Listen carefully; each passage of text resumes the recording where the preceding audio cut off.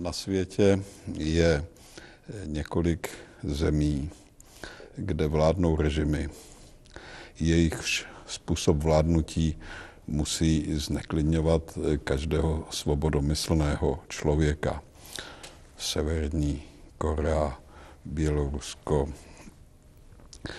další země. Mezi nimi má zvláštní postavení Kuba.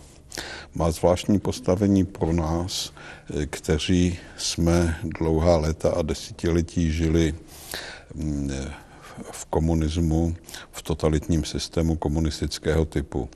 To zvláštní postavení spočívá v tom, že ten kubánský režim se nejvíce podobá tomu našemu. My tam poznáváme všechny jeho návyky, zlozvyky, zlé manýry. Udivující je, že tento režim vládne už tak dlouho v tak malé zemi uprostřed amerického kontinentu.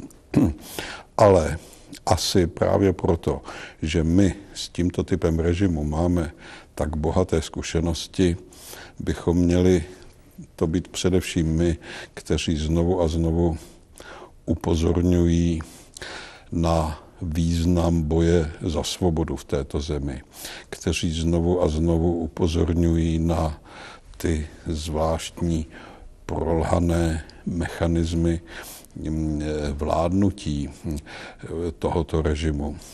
Že bychom to měli být my, kdo se především solidarizuje s těmi osamělými opozičníky či disidenty, kteří riskují dlouhá léta ve vězení jen proto, aby mohli nahlas říkat pravdu, mohli říkat to, co si myslí.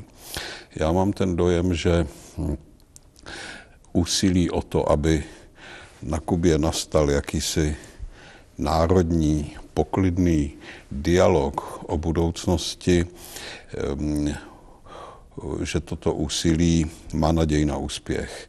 Domnívám se, že už brzy nastane chvíle, kdy opravdu ty hlasy, které zatím se zdají být osamělé, dostanou svůj velký sociální smysl, začne jim být nasloucháno.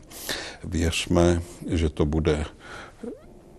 že to povede k společenským změnám a věřme, že ty změny budou probíhat pokojným způsobem. A věřme, že ti, které osvobozující se Kuba vynese do popředí, budou vědět o všech těžkostech, které je čekají a budou mít svou vizi, jak budovat demokratickou společnost v této krásné zemi. Já považuji za velmi důležité, že si mezinárodní společenství začíná intenzivně poměru na Kubě všímat. Ať je to v Evropě, ať je to v Latinské Americe, ať je to na půdě OSN, Kuba se stává tématem. Myslím si, že to je velmi důležité, že je důležité v této solidaritě pokračovat.